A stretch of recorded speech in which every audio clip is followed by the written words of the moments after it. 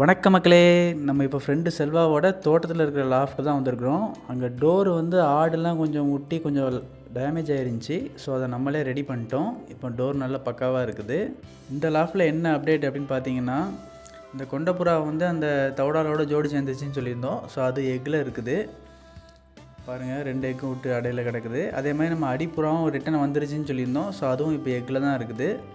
அதேமாதிரி நம்ம ரோமருக்கு மட்டும் ஒரு ஃபீமேல் எடுக்க வேண்டியது இருக்குது. ஸோ நல்ல ஃபீமேலுக்காண்டி வெயிட் பண்ணிருக்கிறோம். அதேமாதிரி இதில் 3 சிக்குமே நல்லபடியாக பொரிச்சு நல்லபடியாக வளர்ந்துருக்கு. ஸோ அதில் ஒன்று வந்து கலர் நல்லாயிருக்கு, லைட்டாக அப்படி சாம்பல் மாதிரி. இது கூண்டை க்ளீன் பண்ண வேண்டியதானே அப்படின்னு கண்டிப்பாக யாருன்னா கேட்பீங்க. பட் நம்ம ஃப்ரெண்டுக்கு கூண்டை க்ளீன் பண்ணுற அளவுக்கு டைம் இல்லை. அதே மாதிரி நம்ம இப்போவே க்ளீன் பண்ணிட்டோன்னா சிக்கு வெளியே வர்றதுக்கு மட்டும் அந்த லெக்கில் கொஞ்சம் ப்ராப்ளம் வர்றதுக்கான வாய்ப்பு இருக்குது. ஸோ அதில் வந்து சாண்டு வேணால் நம்ம போட்டு வைக்கலாம். அதேமாதிரி நம்ம சாட்டினுக்கு ஒரு ஃபீமேல் எடுக்கணும். ஏன்னா அதுக்கு இப்போ 10வது கல்லியில் இருக்குது. ஸோ 10 கல்லி கழிஞ்சதுக்கப்புறம் நம்ம கன்ஃபார்மாக பேர் போட்டே ஆகணும். ஸோ அதுக்கும் ஃபீமேல் பார்த்துட்ருக்கோம். நம்ம லாஸ்ட்டாக பெட் ஷாப்பில் இந்த ஃபீமேல் தான் அவனுக்கு எடுத்துகிட்டு வந்தோம். பட் அது லைட்டாக மேல் மாதிரி கூவிட்டுருக்குன்னு சொன்னான். பாருங்கள், இந்த 2ம் பேர் போடலான்னு தான் எட்டு வந்தோம். 2மே ப்ரௌனு ரெக்கவரில். ஸோ பேராகி குஞ்சு பொரிச்சுன்னா குஞ்சு நல்லா இதே மாதிரி கலரில் வரும் அப்படின்னு எதிர்பார்க்குறேன்.